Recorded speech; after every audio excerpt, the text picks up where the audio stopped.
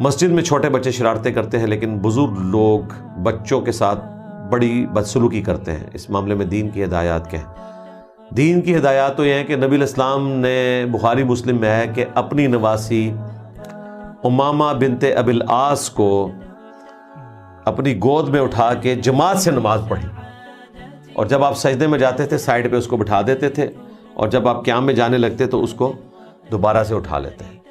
اس سے حنفیوں کا وہ مسئلہ باطل ہو گیا جو کہتے ہیں کہ جی 2 ہاتھ سے کوئی کام کر لیا تو نماز ہی آپ کی فارغ ہوگی۔ تو یقیناً نبی علیہ السلام جب بچی کو اٹھاتے ہیں تو ایک ہاتھ سے تو نہیں اٹھائیں گے، وہ تو ہاتھ ہی اس کا اتر جائے گا۔ تو وہ تو اتنے پھول کی طرح بچے ہوتے ہیں، تو آپ علیہ السلام دونوں ہاتھوں سے ہی اس کو اٹھاتے تھے، اور نماز میں اس حالت میں آپ جماعت بھی کرواتے تھے۔ تو یہ بچوں کے ساتھ سلوک ہونا چاہیے۔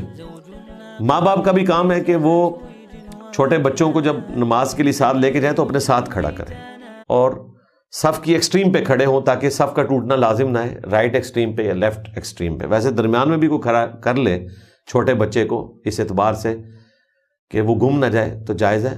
اگر سمجھدار بچے ہیں تو ان کی تو صف ہی علیحدہ ہونی چاہیے، حدیث میں تو ان کی صف علیحدہ سے آئی ہے، بچوں کی اور عورتوں کی۔